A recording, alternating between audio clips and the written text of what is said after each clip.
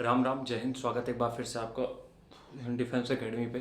ठीक है, थोड़ा शो ऑफ हो रहा था, एक बार ग्राउंड पहुंचने तो फिर तगड़े से तुम्हें दिखाएंगे रनिंग भी और बॉडी भी। ठीक है, लेकिन अभी ग्राउंड पहुंचने में थोड़ा समय है। हम आज बात कर रहे हैं कि हफ्ते में कितने दिन दौड़ना चाहिए, और जो मेरी पढ़ाई है उसके हिसाब से जो चीज़ें रिसर्च में बताई जा रही हैं उसके हिसाब से हम कुछ बताते हैं।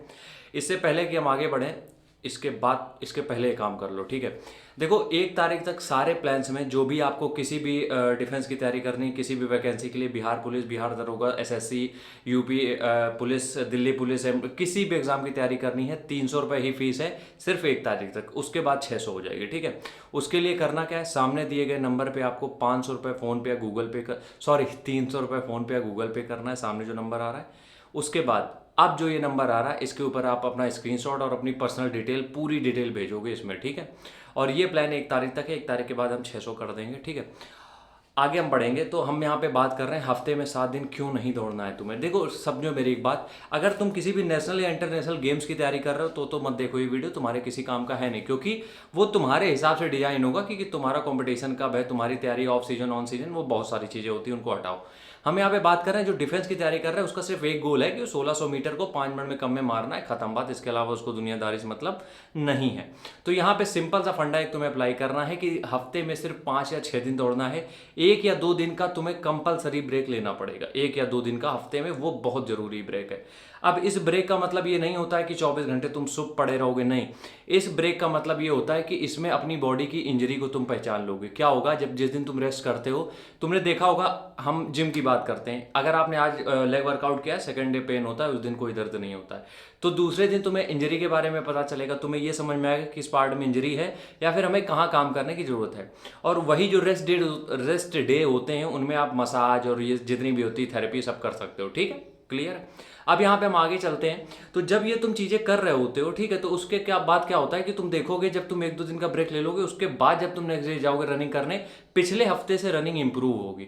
और ये बिल्कुल साइंटिफिक मेथड पे बेस्ड है, कोई भी इसमें ब्रो साइंस नहीं है। ठीक है, दूसरी चीज़ हम यहाँ पे बात कर रहे हैं कि अगर तुम रोज दौड़ते हो तो उसके नुकसान क्या होते हैं।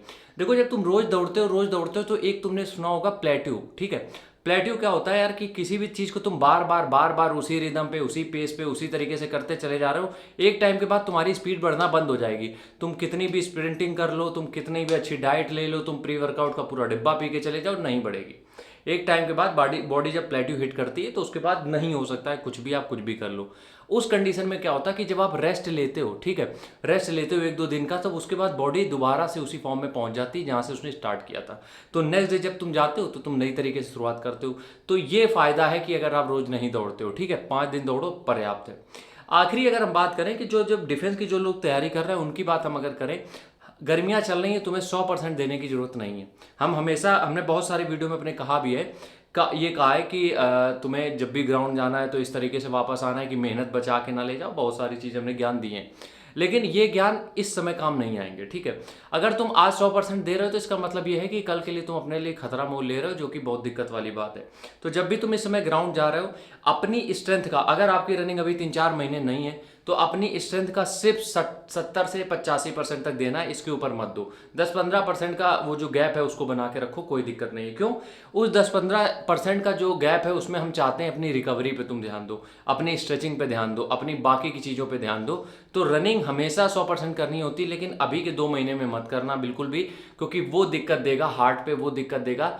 कई बार हमने ये देखा है कि मतलब चक्कर आना, उल्टी होना, ये बहुत सारी चीज़ें लोगों में हो रही हैं। तो ये चीज़ों से बच के रोज़ 100% अभी के लिए मत दो, 2 महीने बाद टाइम आएगा उसका भी। राम राम, जय हिंद।